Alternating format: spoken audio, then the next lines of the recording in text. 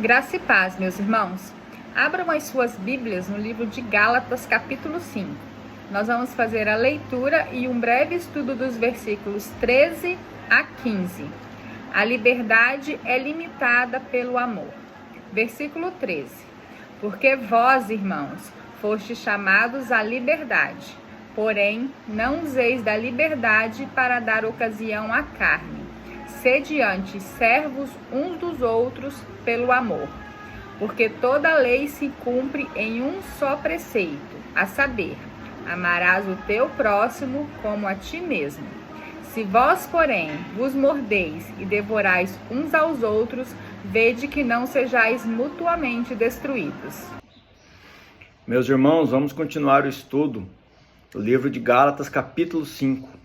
É um trecho bem curtinho, do 13 ao 15 apenas, mas de muita importância. Vai tratar aqui sobre a liberdade que é limitada pelo amor. No versículo 13 diz o seguinte: porque vós, irmãos, fostes chamados à liberdade, porém não useis da liberdade para dar ocasião à carne. Sede antes servos uns dos outros pelo amor. Aqui, meus irmãos, a liberdade a qual o apóstolo Paulo se refere é a liberdade em Cristo e não a liberdade do mundo. Tem uma passagem aqui interessante em 1 Coríntios, capítulo 10, versículo 23, que diz o seguinte, prestem atenção: todas as coisas são lícitas, mas nem todas convêm. Todas são lícitas, mas nem todas edificam. Ninguém busque o seu próprio interesse, e sim o de outrem. Aqui, Paulo está enfatizando que a nossa liberdade, o nosso direito, ele termina onde começa o direito do outro, a liberdade do outro. Vamos trazer um exemplo aqui no nosso cotidiano para que tenha o entendimento da palavra. Nós podemos fazer uma festa de aniversário na nossa casa? E a resposta é sim, é lícito, é permitido.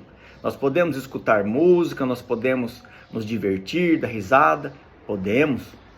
Mas será que esse som, o volume que ele não está incomodando o vizinho? Porque nós não devemos, meus irmãos, obrigar os vizinhos a participar indiretamente dessa nossa festa. Quando nós colocamos um som que agride o vizinho, nós não estamos amando ao próximo. Mas é lícito que eu faça isso? Que eu faça uma festa, que eu coloque o som? É lícito, desde que respeite os limites, da lei humana. Mas convém? Isso está edificando o meu relacionamento com o meu vizinho? Eu estou demonstrando o meu amor ao próximo fazendo isso? E aqui, meus irmãos, eu estou falando entre cristãos. Então pressupõe-se que a música seria uma música mais cristocêntrica, uma música de igreja. O mesmo poderia acontecer se fosse o vizinho. E se o vizinho colocasse uma música mundana, que para você seria uma agressão, com palavrões, com rimas que incentivam a violência, num volume elevado, você ia ficar satisfeito com isso? E é óbvio que não. Só que nós, como cristãos, temos que ser exemplo para os outros. Por isso, Paulo enfatiza aqui: ninguém busque o seu próprio interesse, e sim o de outrem. Continuando no versículo 13: porém, não useis da liberdade para dar ocasião à carne.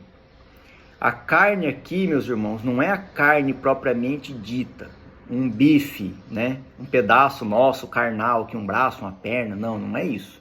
A carne a que se refere é a natureza humana caída. Nós somos carnais, sujeitos ao pecado e a paixões carnais. Sede antes servos uns dos outros pelo amor.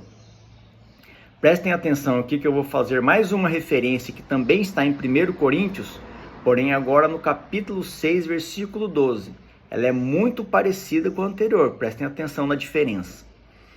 Todas as coisas me são lícitas, mas nem todas me convêm. igualzinho anterior. Todas as coisas me são lícitas, mas eu não deixarei dominar por nenhuma delas. Aqui, Paulo está tratando justamente de nós não darmos liberdade para ocasiões que podem nos proporcionar pecar. A ocasião da carne. Aqui Paulo enfatiza que se uma coisa que eu for fazer, uma atitude que eu for ter com outra pessoa ou comigo mesmo, ela mesmo que seja permitida por lei, tanto dos homens quanto de Deus, nós temos que avaliar se ela não vai me induzir ao pecado. No versículo 14, toda a lei se cumpre em um só preceito, a saber. A lei aqui, no caso, mais uma vez enfatizando que nós estamos falando da lei mosaica. Amarás o teu próximo como a ti mesmo. Isso aqui é um dos mandamentos, dos 10 que Deus deixou a Moisés. E todos os 10 mandamentos se cumprem em 2, que são os 2 principais que Jesus respondeu aos fariseus quando foi questionado. Nós vamos chegar ali à referência adiante. Amar ao próximo significa demonstrar o mesmo cuidado, respeito e compaixão que se tem por si mesmo, estendendo esse amor a todos os seres humanos. Amar ao próximo, meus irmãos, não significa que você tem que ser um bom pai, um bom marido, um bom filho, um bom fiel na sua igreja. Isso também, mas amar ao próximo significa amar a todos.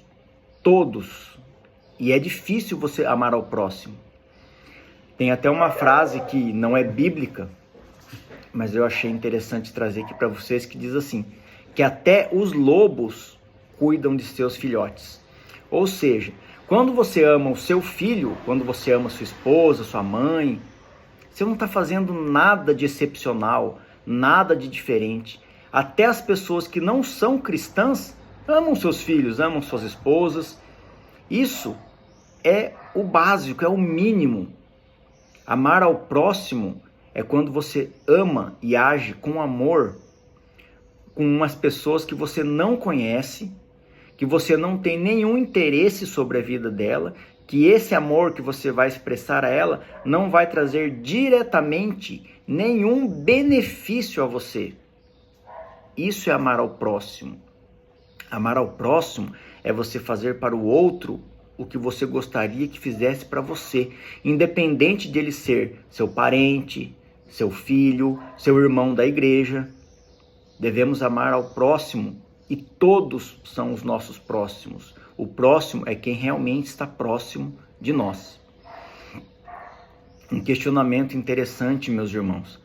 A pessoa que não ama a si mesmo, ela pode amar o próximo? E a resposta é não. Não tem como uma pessoa que não se ama amar ao próximo. A pessoa que não se ama, ela não está entendendo que ela é o templo do Espírito Santo, que Jesus habita nela. E ela precisa sim ser ajudada para que ela possa amar a si mesma, reconhecer o amor e o agir maravilhoso de Deus em sua vida, para que aí sim ela consiga expressar o seu amor a outros, ao próximo.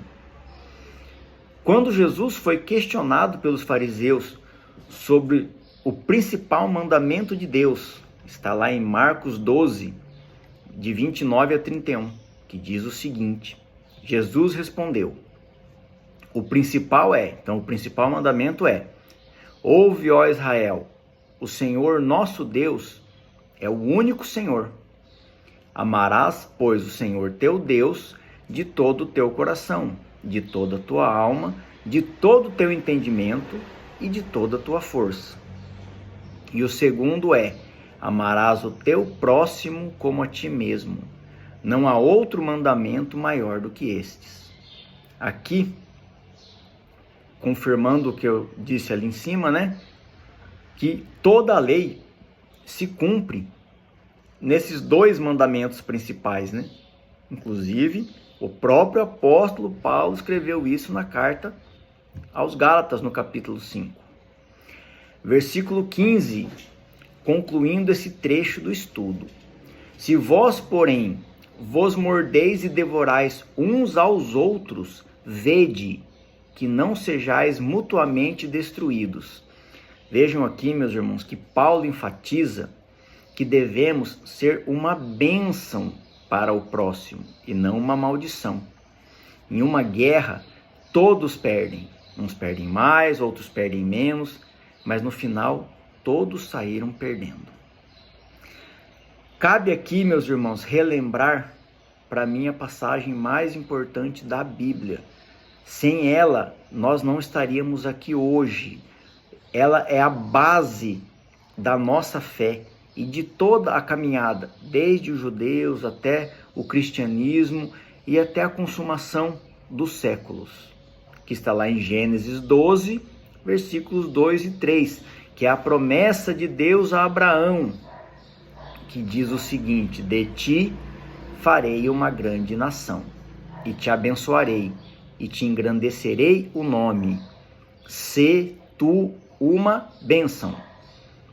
Aqui, na promessa de Deus, ele diz que vai fazer de Abraão uma grande nação, que abençoará Abraão, engrandecerá o seu nome.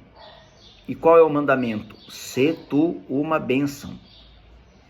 Abençoarei os que te abençoarem, e amaldiçoarei os que te amaldiçoarem. Em ti serão benditas todas as famílias da terra. Observem, meus irmãos, Deus, ele dá um mandamento a Abraão: se tu uma bênção. E aí continua Deus falando a Abraão: eu abençoarei os que te abençoarem, eu amaldiçoarei os que te amaldiçoarem. Você só vai ser a bênção, deixa que o resto eu tomo conta, eu vou agir.